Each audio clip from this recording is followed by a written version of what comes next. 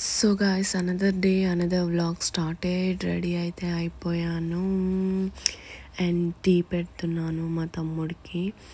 ఎంత ఫ్రెష్గా అనిపిస్తుందో.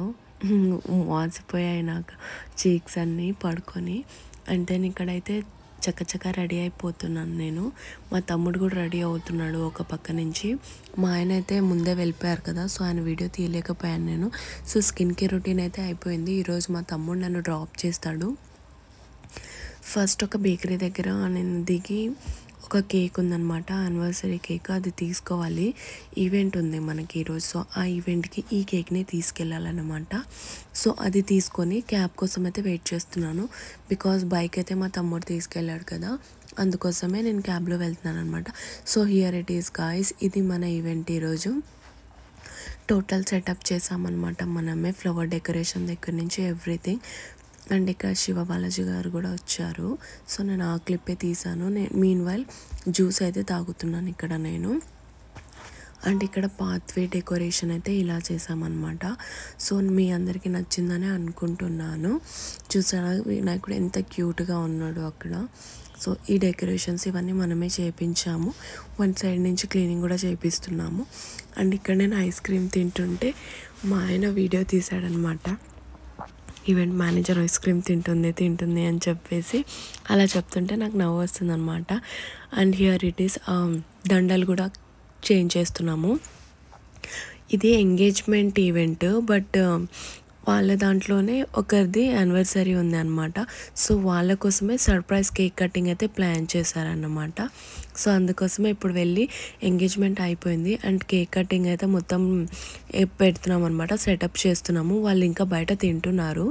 సో దట్ ఇక్కడ క్లీనింగ్ చేసి మంచిగా సెటప్ చేస్తున్నాం అనమాట. సో ఇది కేక్. సో ఫోటో కేక్ అంటే వాళ్ళకి ఇష్టం అంట. సో అందుకోసమే సర్ప్రైజ్గా ప్లాన్ చేశారన్నమాట.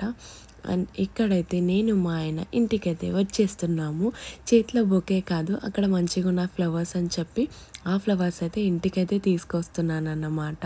సో తీసుకొచ్చి ఇలా కట్ చేసి ఇలా ఒక పాట్లో వాటర్ వేసి పెడుతున్నాను. ఎంత రిచ్ లుక్, ఎంత మంచిగా, ఎంత బ్యూటిఫుల్గా అనిపిస్తున్నాయో తెలుసా ఈ ఫ్లవర్స్. డైలీ ఇన్ని ఫ్లవర్స్ వస్తే బాగుంటుంది అని మా ఆయనకి చెప్తున్నాను అనమాట. చాలా బాగుంది. అండ్ ఇక్కడ కుకింగ్ అయితే స్టార్ట్ చేసేసాను నైట్. సో నేను ఈరోజు ఏం కుకింగ్ చేస్తున్నానంటే, సారీ గాయ్స్ పేరు మర్చిపోయాను నేను, వాటిని ఏమంటారు అని మీరు చూసి మీరే డిసైడ్ చేసుకోండి అది ఏంటి అని చెప్పేసి. అండ్ దీంట్లో కొంచెం ఒక లవంగం వేసాను అండ్ ఒకటి ఫ్లవర్ వేసాను అండ్ లవంగం చెక్క వేసాను అనమాట.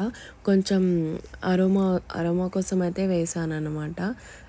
సో ఈ కర్రీ చేస్తున్నాను. దీని పేరు నాకు తెలియదు ఎలా చెప్పాలని చెప్పేసి, అందుకే నేను వదిలేస్తున్నాను. పేరు మీరే డిసైడ్ చేసేసుకోండి. సో ఇక్కడైతే రైస్కి అయితే రెడీ చేసుకుంటున్నాను.